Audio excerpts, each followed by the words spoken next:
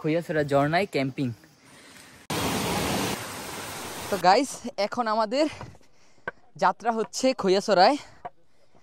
আর এখন আমরা চন্দ্রনাথ ভ্রমণ শেষ করে এই পথে যাচ্ছি হচ্ছে খৈয়াছড়া।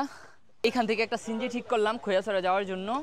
তো দেখা যাক কতক্ষণ টাইম লাগে আর কতক্ষণে আমরা খৈয়াছড়া ঘুরে আসতে পারি। এই জায়গাটায় আসছি, এইখান থেকে আপনাদের উঠতে হবে হচ্ছে খৈয়াছড়া ঝর্ণায়। এই জায়গার নাম হচ্ছে খৈয়াছড়া ঝর্ণা, মিরসরাই, চট্টগ্রাম।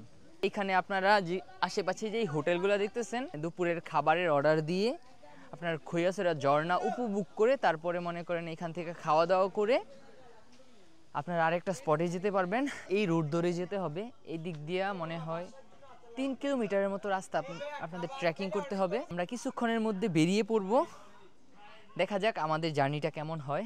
আজকে যতটুকু টাইম আছে মনে হয় একটা জায়গা কভার করা যাবে। আর তো এখন যাচ্ছি হচ্ছে খৈয়াছড়া ঝর্ণায়, পাহাড়ের মধ্যে দিয়ে দুর্গম রাস্তায় আমাদের জার্নি। তো নতুন একটা খবর পাইছি, নিউজ। এই দেখেন, খৈয়াছড়া ঝর্ণায় ক্যাম্পিং। আপনারা চাইলে খৈয়াছড়া ঝর্ণায় এসে ক্যাম্পিংও করতে পারেন। এই যে দেখেন, এখানে কিছু ভিউ আছে ক্যাম্পিংয়ের। তো যারা চাচ্ছেন যে খৈয়াছড়ায় এসে ক্যাম্পিং করে থাকবেন তারা অবশ্যই আসতে পারেন। এই কাদাময় রাস্তাগুলা অতিক্রম করে করে আমাদের খৈয়াছড়া ঝর্ণার দিকে যেতে হবে। আপনারা এখানে আইসা ভুল করবেন। ওই পাশে একটা রাস্তা, এই পাশে একটা রাস্তা, আর আমাদের যেতে হবে হচ্ছে মধ্যে দিয়ে, এই রাস্তা দিয়ে। পানি সামনে গিয়া একটা ঝর্ণার পানির স্রোত পাবো আমরা। এই রাস্তাগুলা কিরকম, আমাদের হাঁটা চলা করতে হচ্ছে সাপোর্ট নিয়ে নিয়ে।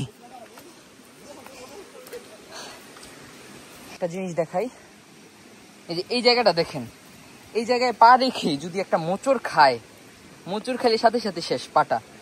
তো অনেক সময় দৌড়ে দৌড়ে আইসা এরকম পাথরের গ্যাপে পা পড়ে গেলে স্লিপ খাওয়ার সম্ভাবনা থাকে। দিক দিয়ে মানুষজন আসতেছে। এইখানে পানির একটু প্রবল স্রোত আছে।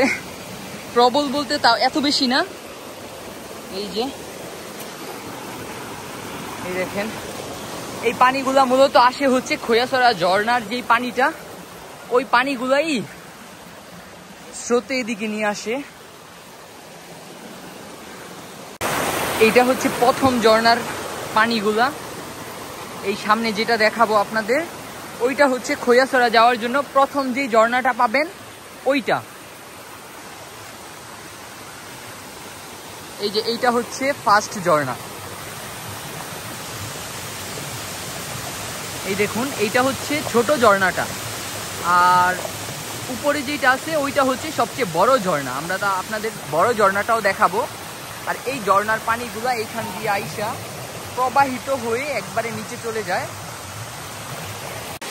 অবশেষে এত কিছুর পরে সব বাধা বিপত্তি অতিক্রম করে আমরা এখন খৈয়াছড়া ঝর্ণার মেইন চূড়ায়। দেখুন কত সুন্দর একটা ঝর্ণা। তো আমাদের খৈয়াছড়ার ভিডিওটি এই পর্যন্তই। দেখা হচ্ছে নতুন কোনো ভিডিওতে। সবাই ভালো থাকবেন, সুস্থ থাকবেন। আল্লাহ হাফেজ।